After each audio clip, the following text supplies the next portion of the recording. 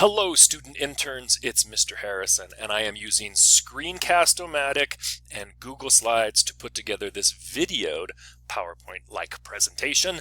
I'm going to try not to read very many words on my slides as I talk you through this, because that's use of PowerPoint badly.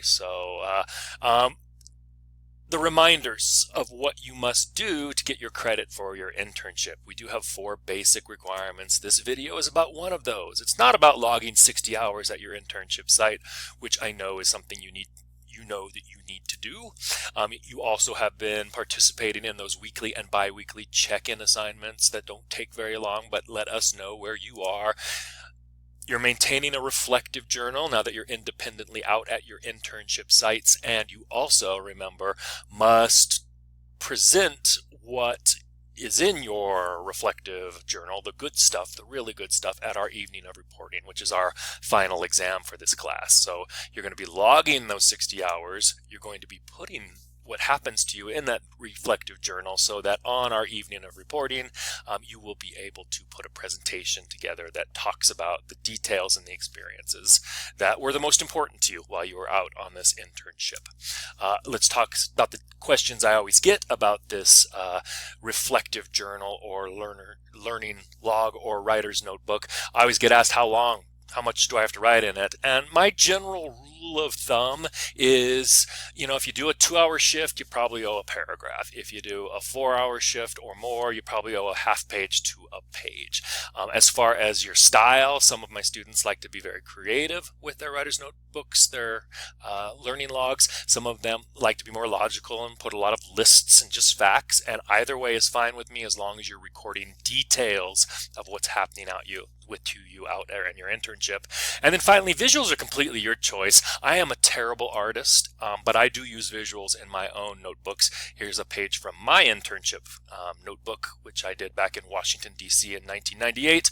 But on every page, I try to have a little Mr. Stickman drawing. It's kind of the way I keep a notebook and have since 98.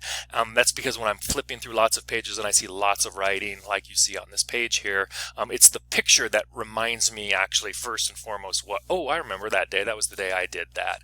And believe it or not, 20 years later, I still remember that particular day because of just a little picture that stands out there.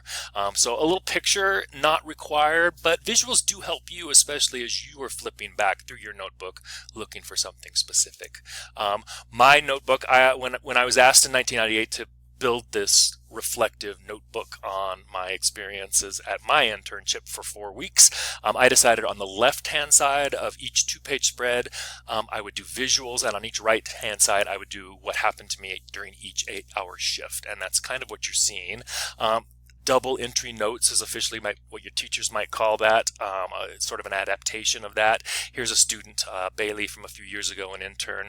No pictures, that's fine with me, but she decided on the left-hand side she would do vocabulary that she picked up, and on the right-hand side, narration. And that's not a bad way to keep a notebook. You can certainly combine them, but the idea of splitting it in half to build a purpose for each half, to give you things to listen for and look for, that's not a bad way to go. Here are 2 completely different interns reflective pages that they sent me. Both were working in medicine and medical. The one on the right didn't draw, but used lots of detail and clip art from the computer, obviously. The one on the left put a few symbols in there with colored pencils, just as visuals to remind them to be a cue of what that paragraph was about.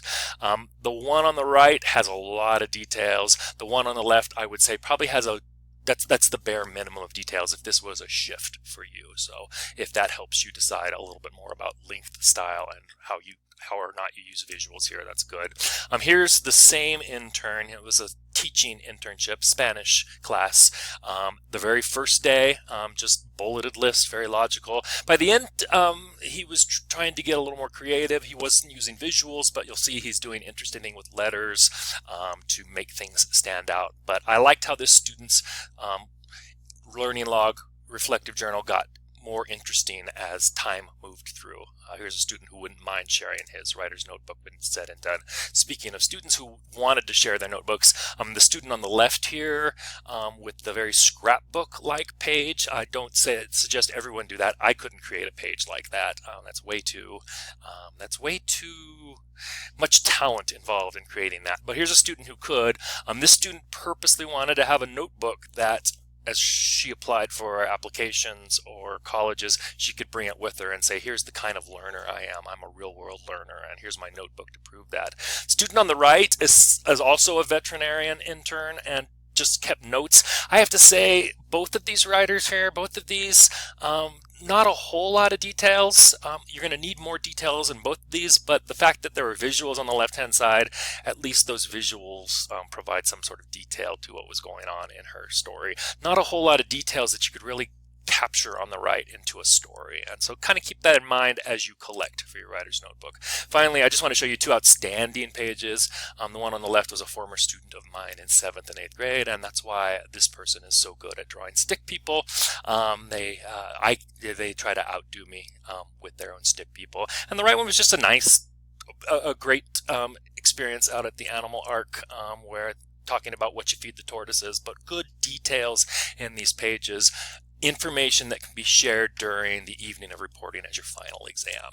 And so I'll just end with another page from my Washington, D.C. internship experience. On the right, you'll see there was a day, July 20th. On the left, just pictures I was using that kind of matched what I was going along. I have to tell you, my internship notebook is one of my prized possessions. I have interviewed since that internship within the school district 4 or 5 different times for new jobs to move to different departments. That notebook has always come with me, and if they don't ask about it, I always explain this is something I did that really changed the way I thought about the world, and here's me documenting it. That's the kind of learner I am. That's impressive to an employee, a college, or a scholarship provider. So remember, a student who records his or her thinking while in new situations is more likely to become an adult who acts as a lifelong learner. That is the purpose of your learning log, your writer's notebook, your journal, whatever you choose to call it.